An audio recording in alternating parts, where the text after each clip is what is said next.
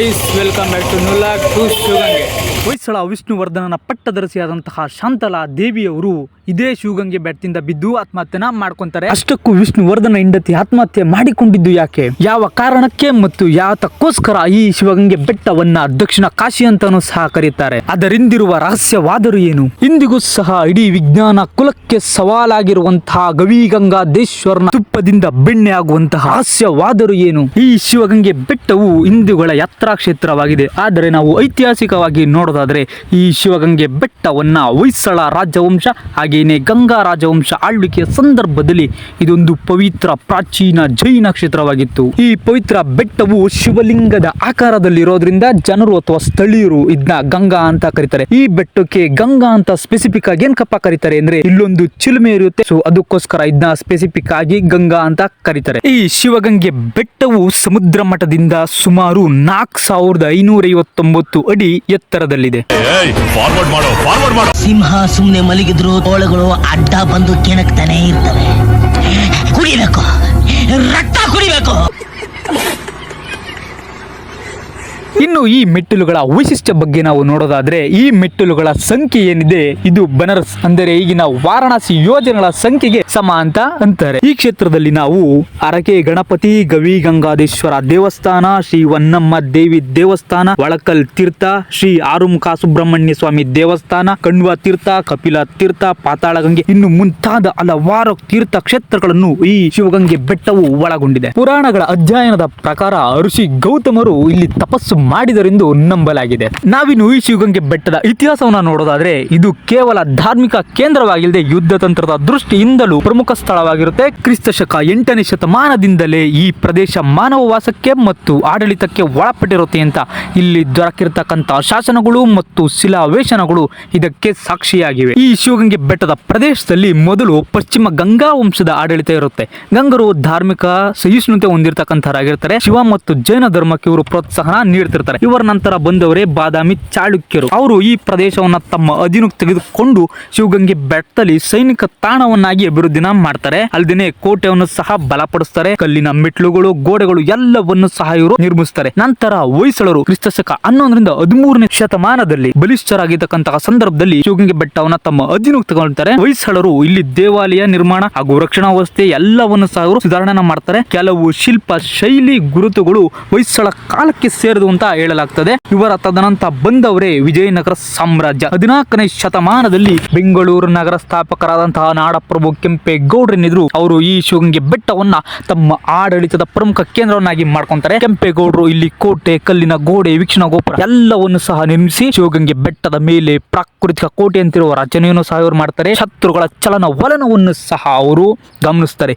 ಈ ಶಿವಗಂಗೆ ಬೆಟ್ಟ ಅತ್ಯುತ್ತಮ ಸ್ಥಳವನ್ನಾಗಿ ಅವರು ಮಾರ್ಪಡಿಸ್ತಾರೆ. ಕಿರಿದಾದ ದಾರಿಗಳು, ಕಲ್ಲಿನ ಮೆಟ್ಟಿಲುಗಳು, ಗುಪ್ತ ಮಾರ್ಗಗಳನ್ನು ಸಹ ಇವರು ಕಂಡುಹಿಡಿತಾರೆ. ಯುದ್ಧದ ಸಮಯದಲ್ಲಂತೂ ಇದೊಂದು ಬಲಿಷ್ಠವಾದ ಅಜಯ ಕೋಟೆಯಾಗಿರುತ್ತೆ ಈ ಶಿವಗಂಗೆ ಬೆಟ್ಟವು. ಈ ಶಿವಗಂಗೆ ಬೆಟ್ಟವು ದಕ್ಷಿಣ ಭಾರತದ ಪ್ರಮುಖ ಪರ್ವತ ಕೋಟೆಗಳಲ್ಲಿ ಒಂದಾಗಿರುತ್ತದೆ. 16ನೇ ಶತಮಾನದಲ್ಲಿ ನಾಡಪ್ರಭು ಕೆಂಪೇಗೌಡರವರ ಕಾಲದಲ್ಲಿ ಇದು ಬಲಿಷ್ಠ ಕೋಟೆಯಾಗಿರುತ್ತೆ. ಬೆಂಗಳೂರು ಸ್ಥಾಪನೆಗೂ ಮೊದಲು ಶಿವಗಂಗೆ ಬೆಟ್ಟ ಕೆಂಪೇಗೌಡರ ಸಾಮ್ರಾಜ್ಯದ ರಾಜಕೀಯ ಕೇಂದ್ರವಾಗಿರುತ್ತೆ. ಇದೇ ಕಾರಣಕ್ಕೆ ಶಿವಗಂಗೆ ಬೆಟ್ಟವನ್ನ ಕೆಲವೊಮ್ಮೆ ಕೆಂಪೇಗೌಡರ ರಾಜಧಾನಿ ಅಂತನೂ ಸಹ ಕರೀತಾರೆ. ನಾನು ಮೊದಲೇ ಹೇಳ್ದಂಗೆ ಇಂದಿಗೂ ಸಹ ಇಡೀ ವಿಜ್ಞಾನ ಕುಲಕ್ಕೆ ಸವಾಲೆಸೆದಿರುವಂತಹ ಗವಿಗಂಗಾಧೇಶ್ವರ ದೇವಸ್ಥಾನ ಅದು ವಿಶೇಷ ಅಲ್ಲ, ಅದ್ಭುತ. ತುಪ್ಪನ ಗರ್ಭಗುಡಿಯ ಶಿವಲಿಂಗದ ಮೇಲೆ ಹಾಕಿದರೆ ಅದು ಬೆಣ್ಣೆಯಾಗಿ ಮಾರ್ಪಾಡಾಗುತ್ತದೆ. ಹೌದು, ಪ್ರಪಂಚದ ಯಾವುದೇ ಮೂಲೆಗೆ ಹೋದ್ರೂ ನಾವು ಬೆಣ್ಣೆಯಿಂದ ತುಪ್ಪ ತಯಾರಾಗೋದನ್ನ ನೋಡಿದೀವಿ.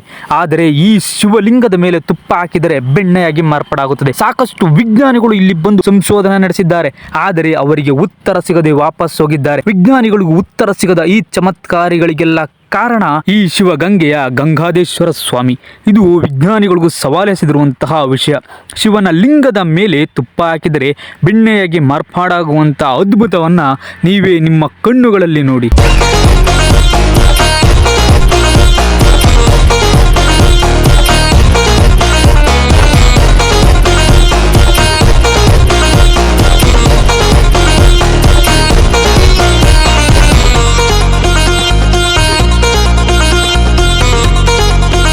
ನಮ್ಮ ವಿಜಯನಗರ ಸಾಮ್ರಾಜ್ಯದ ನಂತರ ಬಂದಂತಹ ಮನೆತನವೇ ಮೈಸೂರು ಒಡೆಯರ ಮನೆತನ. ಅದರಲ್ಲೂ ಸಹ ಅಪಾರವಾದಂತಹ ಬೆಳವಣಿಗೆಯನ್ನ ಈ ಶಿವಗಂಗೆ ಬೆಟ್ಟವು ಕಾಣುತ್ತದೆ. ಇವರ ನಂತರ ಹೈದರ್ ಅಲಿ ಮತ್ತು ಆತನ ಮಗನಾದಂತಹ ಟಿಪ್ಪು ಸುಲ್ತಾನನ ಕಾಲದಲ್ಲಿಯೂ ಸಹ ಇದು ತಾತ್ಕಾಲಿಕವಾಗಿ ಅವರ ನಿಯಂತ್ರಣದಲ್ಲಿರುತ್ತದೆ. ಆ ಸಂದರ್ಭದಲ್ಲಿ ಕೋಟೆಯ ಸೈನಿಕ ಮಹತ್ವ ಆಗಿರಬಹುದು ಅದೆಲ್ಲವೂ ಸಹ ಕಡಿಮೆ ಇರುತ್ತದೆ. ಹಾಗೆಯೇ ಆಡಳಿತ ದೃಷ್ಟಿಯಿಂದ ಮಾತ್ರ ಅವರು ಈ ಸ್ಥಳನ ಉಳಿಸಿಕೊಂಡಿರ್ತಾರೆ, ಟಿಪ್ಪು ಸುಲ್ತಾನ ಮತ್ತೆ ಹೈದರ್ ಅಲಿ. ಇವರ ನಂತರ ಬ್ರಿಟಿಷರ ಕಾಲದಲ್ಲಿ ಬ್ರಿಟಿಷ್ ಆಡಳಿತ ಆರಂಭವಾದ ನಂತರ ಈ ಶಿವಗಂಗೆ ಬೆಟ್ಟವು ತನ್ನ ಸೈನಿಕ ಮಹತ್ವವನ್ನ ಕಳ್ಕೊಂತಾರೆ. ಆದ್ರೂ ಸಹ ಬ್ರಿಟಿಷರು ಇದನ್ನ ಭೌಗೋಳಿಕ ಗುರುತು ಅಥವಾ ಧಾರ್ಮಿಕ ಕೇಂದ್ರವನ್ನಾಗೋಸ್ಕರ ಇದನ್ನ ಗುರುತಿಸ್ತಾರೆ. ಈ ಶಿವಗಂಗೆ ಬೆಟ್ಟವನ್ನ ದಕ್ಷಿಣ ಕಾಶಿ ಅಂತ ಏನಕ್ಕೆ ಅಂತ ಕರೀತಾರೆ ಅಂದ್ರೆ ಇದು ಪೂರ್ವದ ಕಡೆ ಗೂಳಿಯಂಗೆ, ಪಶ್ಚಿಮದ ಕಡೆ ಗಣೇಶನಂಗೆ, ಉತ್ತರದ ಕಡೆ ಸರದ್ದಂಗೆ, ದಕ್ಷಿಣದ ಕಡೆ ಲಿಂಗದಂಗೆ ಕಾಣುತ್ತೆ. ಸೊ ಅದಕ್ಕೋಸ್ಕರ ಇದನ್ನ ದಕ್ಷಿಣ ಕಾಶಿ ಅಂತ ಕರೀತಾರೆ ಈ ಶಿವಗಂಗೆ ಬೆಟ್ಟವನ್ನ. ಈ ಶಿವಗಂಗೆ ಬೆಟ್ಟದಲ್ಲಿ ಒಂದು ರಹಸ್ಯವಾದ ಮಾರ್ಗ ಇದೆ. ಅದು ಈ ಶಿವಗಂಗೆ ಬೆಟ್ಟದಿಂದ ಡೈರೆಕ್ಟ್ ಬೆಂಗಳೂರಿನಲ್ಲಿ ಇರತಕ್ಕಂತಹ ಗವಿಗಂಗಾಧೇಶ್ವರನ ದೇವಸ್ಥಾನಕ್ಕೆ ಡೈರೆಕ್ಟ್ ಸಂಪರ್ಕನ ಕೊಡುತ್ತೆ. ಬಟ್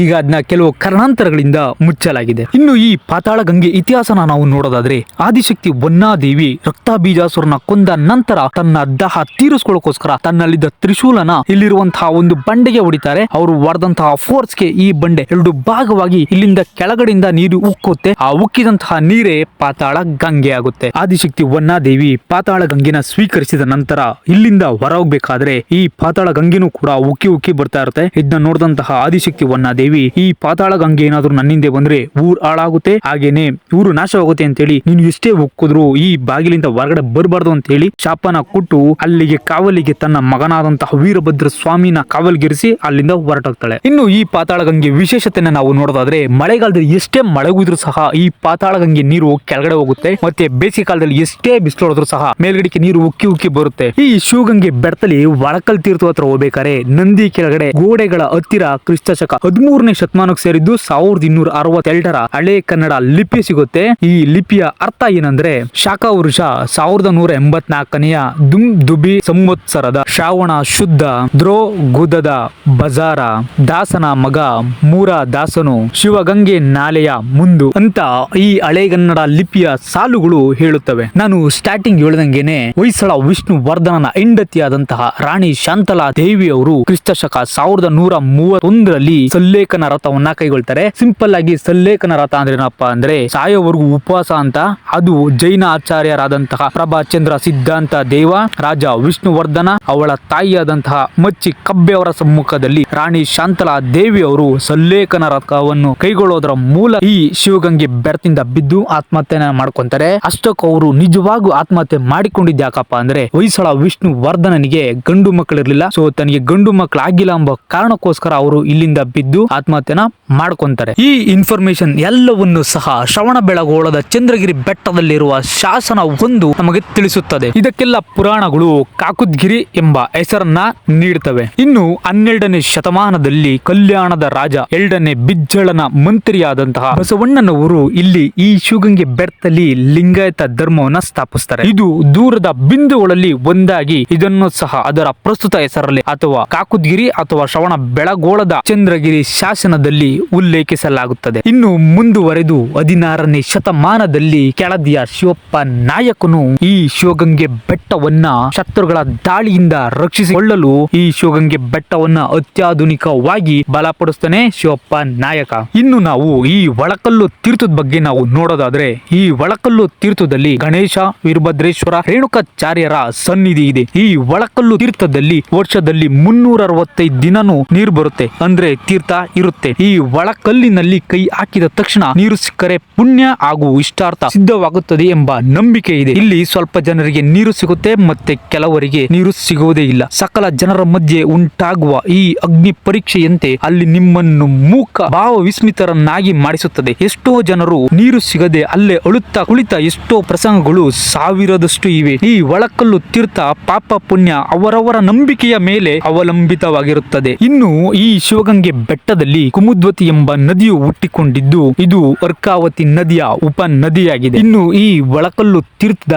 ಹಿಂದೆ ರುದ್ರಮುನಿ ಶಿವಾಚಾರ್ಯರುಗಳು ಹಾಗೆ ಶಂಕರಾಚಾರ್ಯರ ಶಾಖಾ ಮಠವೂ ಸಹ ಇದೆ. ಅಷ್ಟೇ ಅಲ್ಲದೆ ಶಾರದಾಂಬೆಯ ದೇವಸ್ಥಾನವೂ ಇದೆ. 108 ಲಿಂಗಗಳನ್ನುಳ್ಳ ಅಗಸ್ತ್ಯ ದೇವಸ್ಥಾನವೂ ಕೂಡ ಸಹ ಈ ಒಳಕಲ್ಲು ತೀರ್ಥದ ಹಿಂದೆ ಇದೆ ಅಂತ ಹೇಳ್ತಾರೆ. ಮುಂದೆ ಹೋಗಿ ಸಾಗಿದರೆ ನಮಗೆ ಕಾಣಸಿಗುವುದು ಬೃಹತ್ ನಂದಿ ವಿಗ್ರಹ. ಈ ನಂದಿ ವಿಗ್ರಹಕ್ಕೆ 3 ಹೆಸರುಗಳಿವೆ. ಮೊದಲನೇದು ಸುತ್ತು ಬಸವಣ್ಣ, ಎರಡನೇದು ಕೋಡಗ ಕೊಡಗಲ್ಲು ಬಸವಣ್ಣ, ಮೂರನೇದು ಗಿರಿ ಬಸವಣ್ಣ ಅಂತ. ಈ ನಂದಿ ವಿಗ್ರಹ ಒಂದು ಬಂಡೆಯ ಮೇಲೆ ಆಸೀನವಾಗಿರೋದ್ರಿಂದ ಇನ್ನು ಒತ್ತಬೇಕಾದ್ರೆ ನಿಮ್ಗೆ ನೋಡ್ತಾ ಇದ್ದೀರಾ ಎಷ್ಟು ಭಯಂಕರವಾಗಿದೆ ಅಂತ. ಸೊ ನೀವು ಇದನ್ನ ಸುತ್ತಬೇಕಾದ್ರೆ ತುಂಬಾ ಎಚ್ಚರಿಕೆಯಿಂದ ಸುತ್ತಬೇಕು. ಅಪ್ಪಿ ತಪ್ಪಿ ಮಿಸ್ ಆದ್ರೆ ಮೂಳನ್ನು ಸಹ ಸಿಗೋದಿಲ್ಲ. ಈ ಬಸವಣ್ಣಂಗೆ ಅಥವಾ ನಂದಿ ವಿಗ್ರಹಕ್ಕೆ ನಮಸ್ಕರಿಸಿದ ಅಥವಾ 3 ಸುತ್ತು ಸುತ್ತಿದ ನಂತರ ಇಲ್ಲಿಂದ ಮುಂದೆ ಹೋದರೆ ನಮಗೆ ನಾನು ಸ್ಟಾರ್ಟಿಂಗ್ ಹೇಳ್ದಂಗೆನೆ ಹೊಯ್ಸಳ ವಿಷ್ಣುವರ್ಧನ ಹೆಂಡತಿಯಾದಂತಹ ಶಾಂತಲಾ ದೇವಿ ಬಿದ್ದಂತಹ ಶಾಂತಲಾ ಡ್ರಾಪ್ ಏನಿದೆ, ಅವರು ಆತ್ಮಹತ್ಯೆ ಮಾಡಿಕೊಂಡಿದಂತಹ ಜಾಗ ಅದು ನಮಗೆ ಕಾಣ ಸಿಗುತ್ತದೆ ನೋಡಿ. ಇದೇನೆ ಶಾಂತಲಾ ಡ್ರಾಪ್. ಇದನ್ನ ಶಾಂತಲಾ ಡ್ರಾಪ್ ಅಂತ ಏನಕ್ಕೆ ಅಂತ ಕರೀತಾರೆ ಅಂದ್ರೆ, ಶಾಂತಲಾ ದೇವಿಯವರು ಇಲ್ಲಿಂದ